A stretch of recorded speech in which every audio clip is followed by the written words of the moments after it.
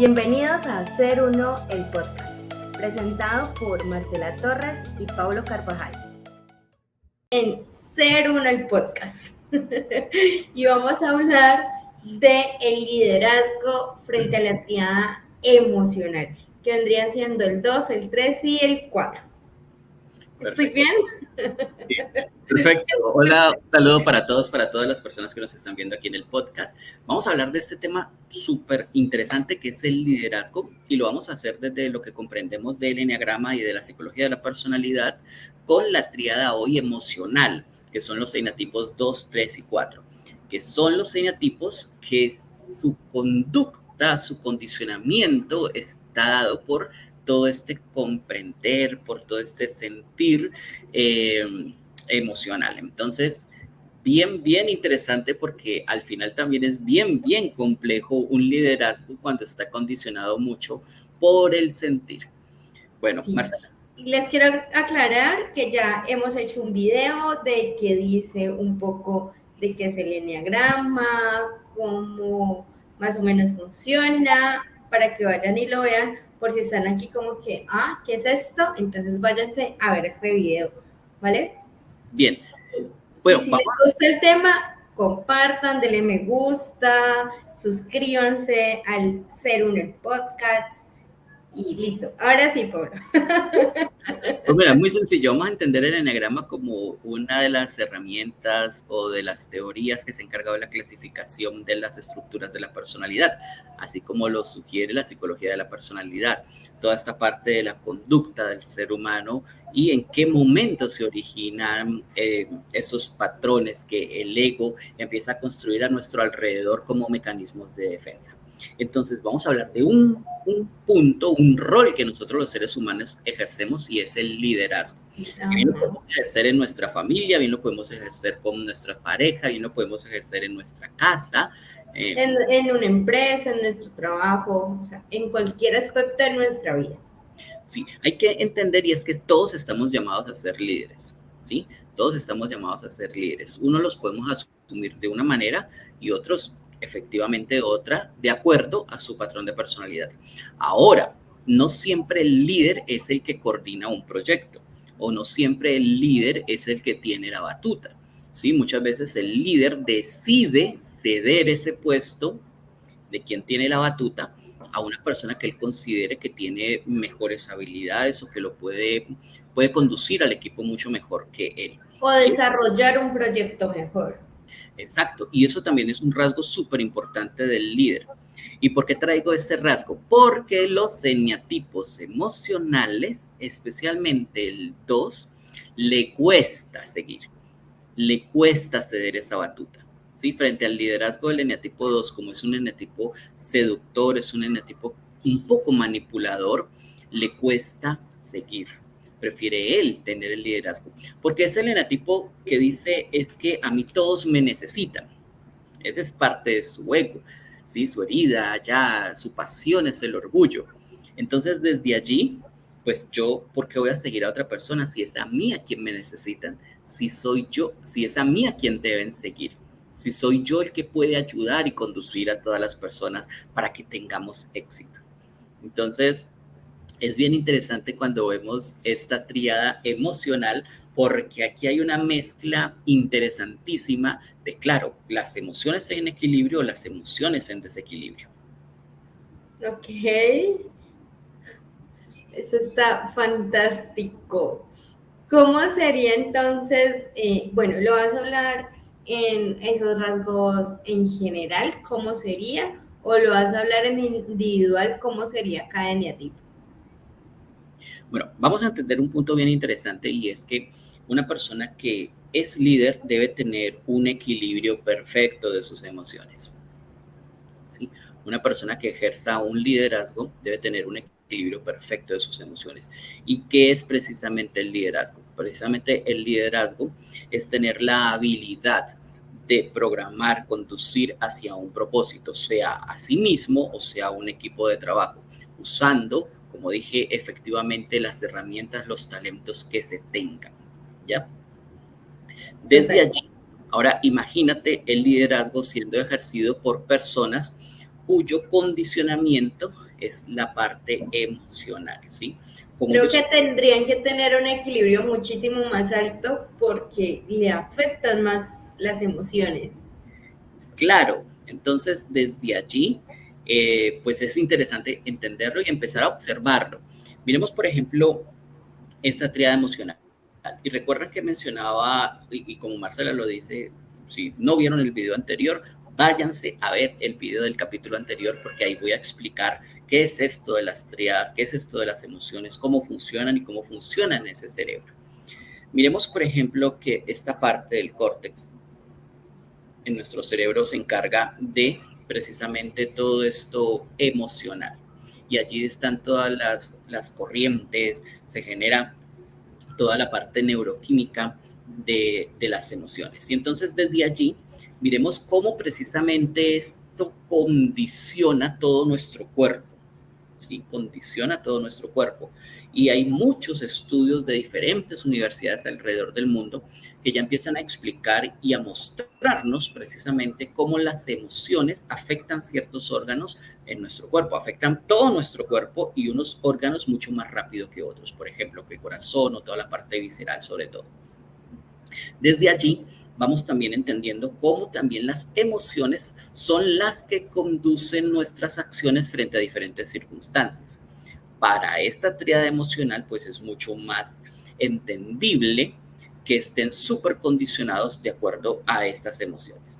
Y no es que las emociones sean buenas o malas, simplemente es que estas personas deben aprender a gestionarlas y les puede costar un poco más que para las personas que tengan otro dominante como por ejemplo el mental o el instintivo. Ok. Te Por ejemplo, preguntaba. Ah, ok. Sigue. Qué pena. entonces, por ejemplo, estas personas, como su condicionamiento es emocional, cuando ejercen el liderazgo, deben siempre estar muy atentas para estar en equilibrio cuando su sentir frente al proyecto, ¿sí? Su sentir frente al proyecto, porque son personas que de pronto empiezan a vivir mucho el proceso y se enfocan tanto en el proceso que pueden empezar a perder el horizonte frente a la meta. ¿Ya? Entonces se pueden quedar muy ancladas en el proceso. Por ejemplo, ¿Cómo sería eso, Pablo, de vivir en el proceso? Sí, por ejemplo, es una persona que, digamos, voy a hablarlo individual, una persona que se pone como meta, al 31 de diciembre voy a bajar 10 kilos. Esa es la meta. ¿Cómo lo voy a hacer? Bueno, voy a hacer ejercicio todos los días de 2 a 3 de la tarde, voy a alimentarme de esta manera, este es mi plan alimenticio, sí. Y entonces empiezan, wow, me fue bien con esta caminata, wow, me fue bien con esto, pero no me fue tan bien con esta otra parte del proceso, no cumplí, por ejemplo, hoy la dieta, voy a empezar a modificarla entonces. No, esto no me está sentando tan bien, voy a modificarlo. Luego empieza, esta caminata o este ejercicio no está siendo tan efectivo, voy a reemplazarlo por este otro. Al final, todo este enmarañamiento del proceso empieza a absorberles la meta. Pablo, pero entonces esto se debe a cómo se van sintiendo durante el proceso. O sea, voy a poner un ejemplo, pues no se sienten tan cómodos con la alimentación que están llevando. Entonces dicen, no, pues es que esto casi no me está gustando, no me siento cómodo, o quizás no quiero comer esto, y por eso empiezan a cambiarla. Exacto, porque entonces empiezan a sentir. Y esto no está mal. El tema es que posiblemente empiecen a desequilibrarse en ese sentir. Cuando, wow, me está encantando esto de la alimentación. Y está bien, está perfecto. Pero cuando empieza a encantármelo la alimentación y dejo de hacer el ejercicio, quizá, que es como el factor complementario para alcanzar el propósito, entonces me toca empezar a correr la meta. O vamos a cambiar la meta porque creo que la voy a cumplir antes, pero al final no la cumple. O bueno, me está encantando esto de la alimentación, voy a empezar a dárselo a mis amigos o a mis conocidos como una dieta y al final tú no cumples el propósito y te empiezas a perder en eso. Entonces desde allí es cuando precisamente es importante que para el liderazgo haya un equilibrio entre el proceso y la meta. ¿Sí? Las metas se construyen, se elaboran, porque quien no tiene un norte, quien no sabe para dónde va, pues no puede realizar un plan de acción. Pero cuando tú tienes un plan de acción y te empiezas a perder en el plan de acción, empiezas a modificarlo, empiezas a correr la meta o empiezas a no tener claridad frente al plan de acción, pues allí también te pierdes. Y allí es precisamente donde los emocionales suelen perderse cuando están ejerciendo el liderazgo. Ahora imagínate que estoy dándote un ejemplo de individualidad. Imagínate conduciendo un equipo. Imagínate en un equipo donde fulanito, menganito, no está realizando las cosas como yo quiero, pero esto me hace sentir mal. O que, por ejemplo, yo le doy unas indicaciones a fulanito y quiero que las haga a mi manera y fulanito, menganito las hace de otra manera. Entonces no me permito fluir allí en esa parte y esto empieza a generar en esta persona emociones, empieza a perder la libertad de sus emociones. Emociones como el enojo, la frustración, bueno, ira, enfado, bueno, todo esto que empiece a restarle entusiasmo precisamente donde ir la energía allí, que es en el proceso y en la meta. Ok, o sea que para agregarle, se podría decir que básicamente este tipo de inteligencia, los que están, son eneatipos que están en este tipo de inteligencia, básicamente tienen que estar motivados todo el tiempo por la meta. O sea, sentir esa motivación por la meta. Es más como tener un sano equilibrio entre el proceso y la meta. Se pone una meta para poder realizar un plan de acción. Ahora, tengo un plan de acción encaminado hacia una meta. ¿Sí? Es un plan de acción que me debe conducir a mí hacia ese propósito, hacia alcanzar ese propósito. Entonces, es como tener ese equilibrio entre las dos cosas. Ahora, lo que ocurre es que estos eneatipos 2, 3, 4 se pueden tomar las cosas muy personal, ¿ya?